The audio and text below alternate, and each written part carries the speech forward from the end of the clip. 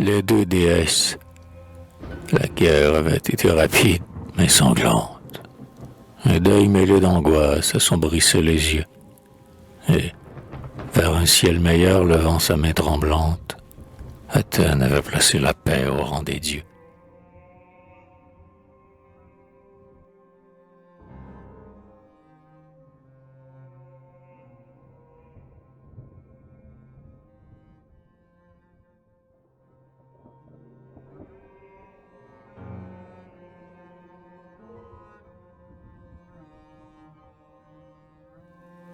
En vain, grand ennemi de ces cultes d'Asie, qui pouvaient énerver son peuple et l'affaiblir, Périclès trouva l'heure imprudemment choisie. La volonté d'Athènes avait dû s'accomplir.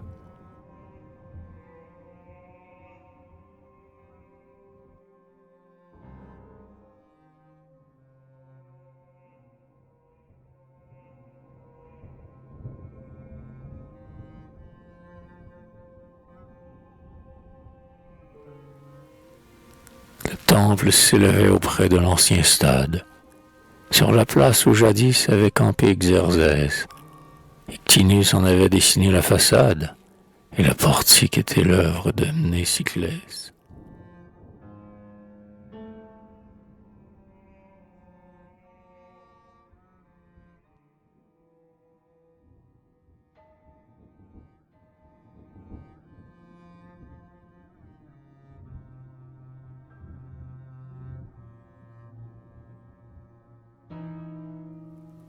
Les colonnes étaient de marbre pentélique. Par deux portes d'argent, le portail était clos. Et sous le péristyle, à la muraille oblique, Zeuxis et Parasius avaient peint deux tableaux.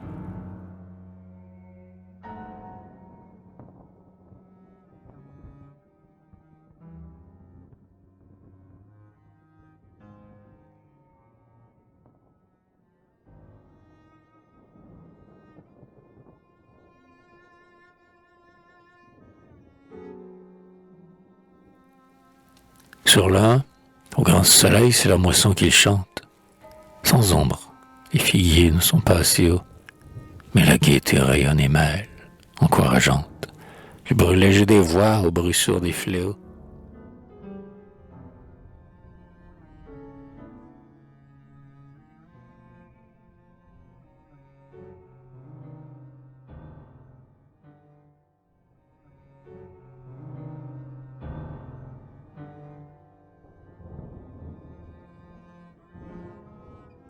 Sur leurs fronts gracieux, portant la lourde gerbe, les jeunes filles vont riant aux jeunes gens.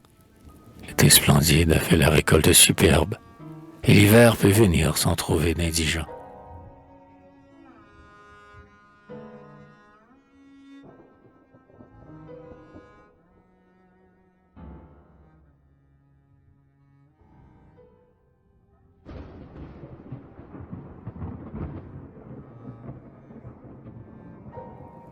Le second représente un gai faubourg d'Athènes, par la sérénité tranquille des beaux soirs. Les vendangeurs lassés courent boire aux fontaines, et, pieds nus, les enfants dansent dans les pressoirs.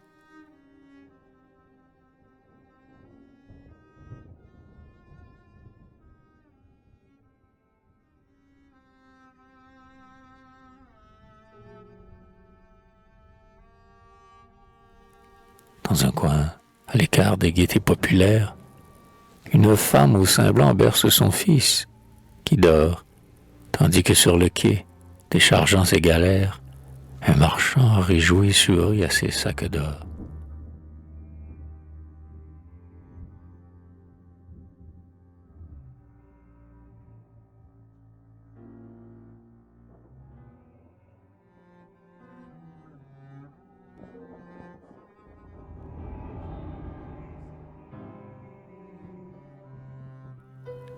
Tous les abords du temple étaient plantés de roses, comme si, pour prier, l'âme s'y parfumait, et, comme pour cacher les horizons moroses, au loin l'imette en fleurs dressait son gai sommet.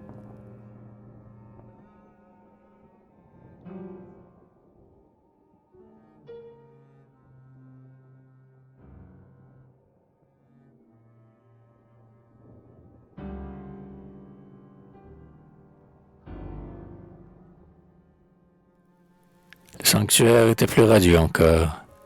Jamais divinité n'eut plus divin séjour. Et, lumineux berceau d'une éternelle aurore, 12 lampes d'albâtre et brûlaient nuit et jour.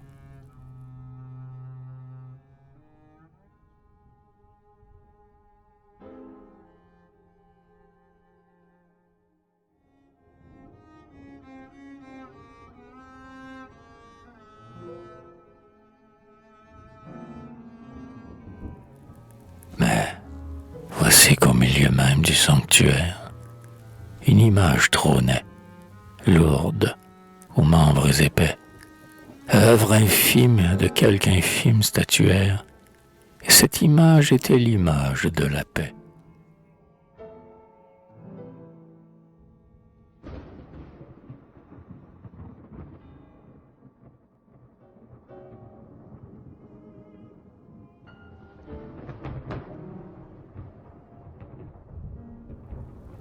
Levant sans majesté son front sans hardiesse, tendant d'un geste bas ses 2 mains pleines d'or, l'idole n'avait rien, hélas, d'une déesse, et cependant le grand Phidias vivait encore.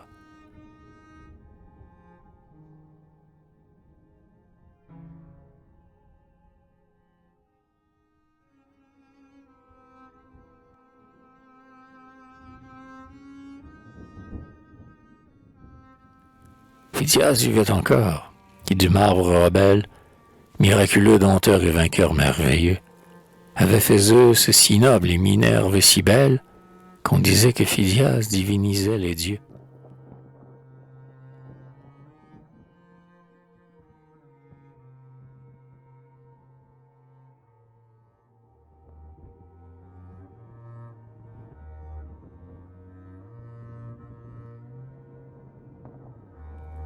Alors pourquoi ce bloc informe dans ce temple, quand la beauté pouvait resplendir sur l'autel?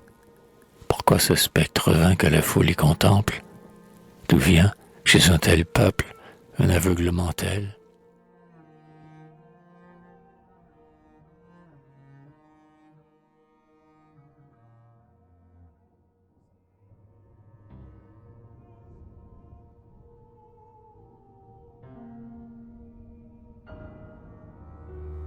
Est-ce donc oubliant ce sublime génie, comme un autre Aristide admiré trop longtemps, las de l'applaudir, Athènes le renie, ou si l'ardent Phidias est vu à 60 ans?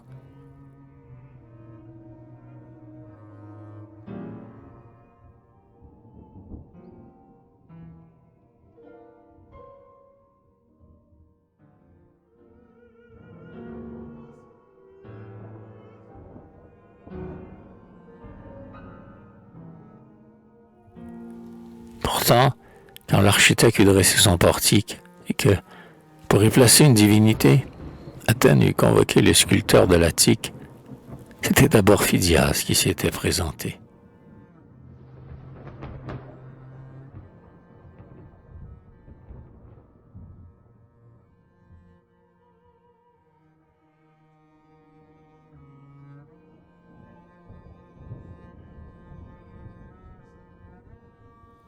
Et l'assemblée avait eu lieu dans cette enceinte, où pour la République Athènes allait aux voix, car ce peuple, pour qui l'art était chose sainte, délibérait du beau comme il eût fait des lois.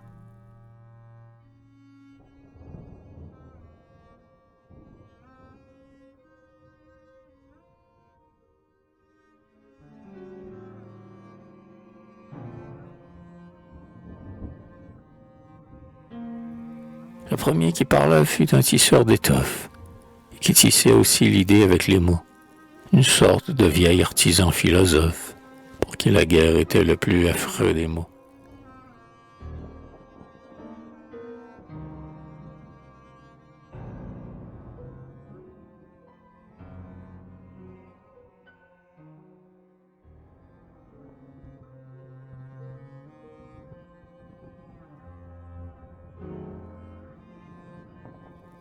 Il avait sur la foule un assez grand empire.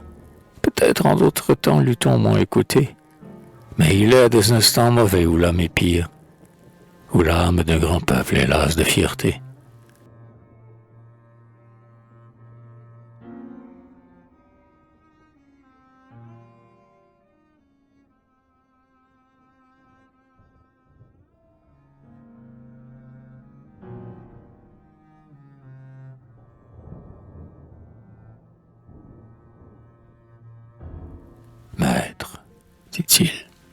L'idée est tout dans notre idole. Elle ne peut avoir deux sens ni deux aspects. Il faut que l'attitude affirme le symbole. Dis-nous comment tu veux représenter la paix.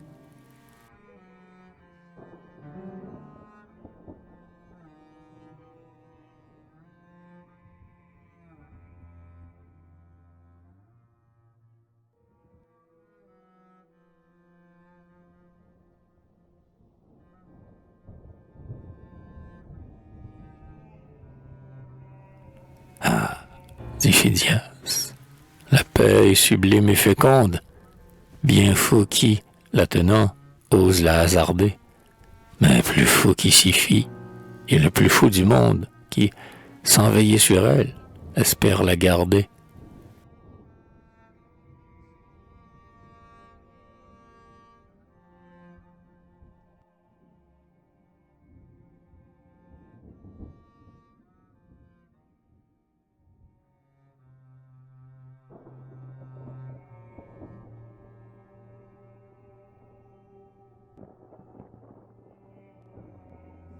Aussi, moi, j'en ferai une sœur de Minerve, étincelante, armée, au front majestueux.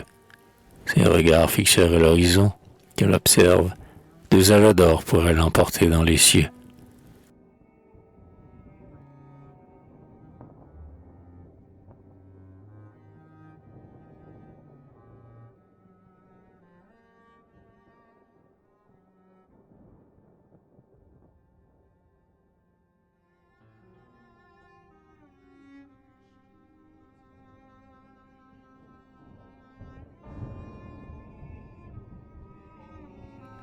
L'homme dit, Périclès eût choisi ton symbole. C'est donc, reprit Phidias, qu'il est digne de lui. Une paix casque au front, une paix qui s'envole, prête à combattre alors, prête à combattre, oui.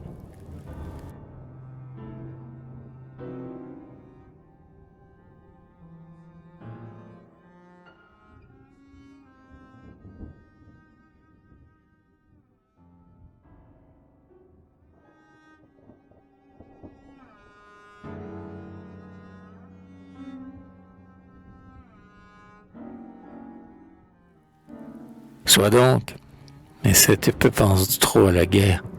Elle s'entendrait mal aux soins de nos troupeaux. Celle que nous voulons est d'aspect plus vulgaire, assise, et par son or achetant son repos.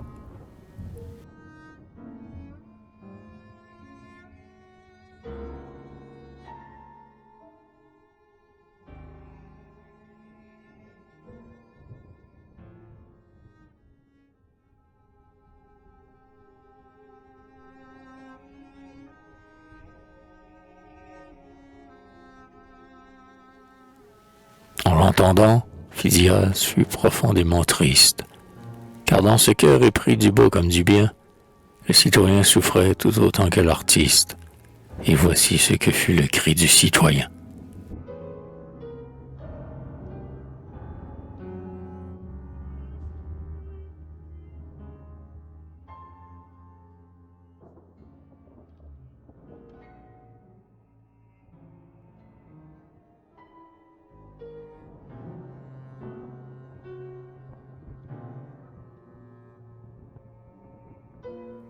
Ô peuple au cœur changeant, gardez-vous de l'en croire, n'écoutez pas cet homme, ô peuple au cœur léger, son immuable paix n'est qu'un rêve illusoire.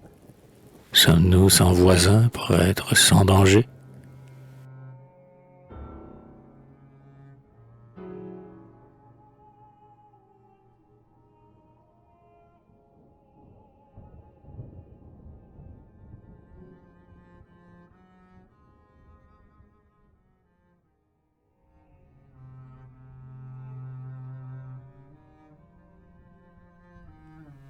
Et comme on l'accueillait d'un murmure de blâme, c'est donc vraiment pour tous que cet homme parla? Vous voulez donc vraiment cette déesse infâme? Le peuple répondit, nous voulons celle-là.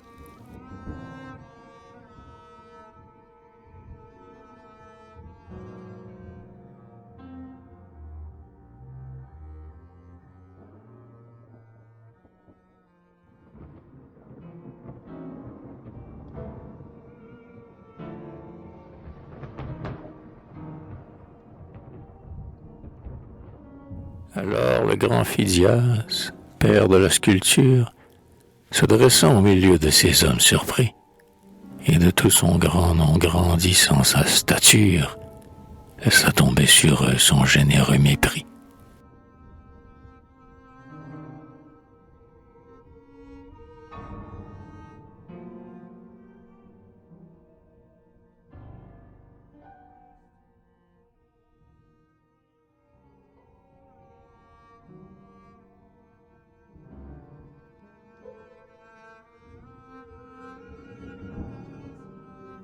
Moi, Phidias, créateur des dieux au front auguste, par qui l'inanimé reste à jamais vivant, moi, le prompt serviteur de vos volontés justes, je refuse de vous servir et je défends.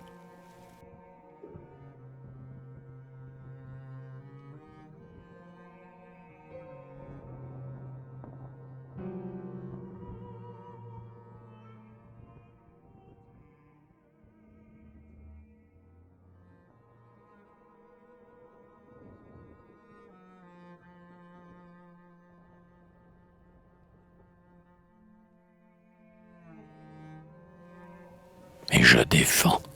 Entendez-vous, homme d'Athènes? Et son bras s'étendait dans un geste de roi, et sa voix jetait ces paroles hautaines. Je défends quiconque a travaillé sous moi.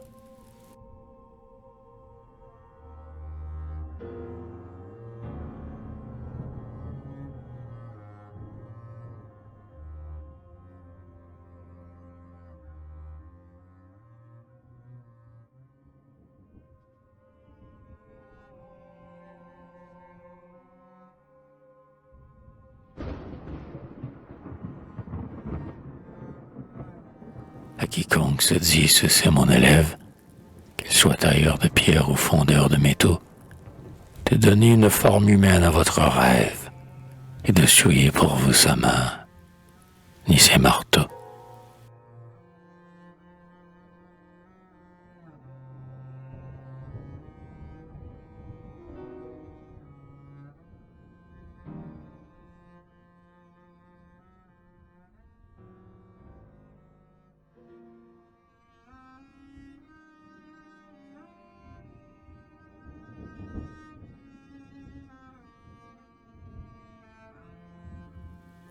Car la divinité de votre allégorie cache son front hideux sous un masque trompeur.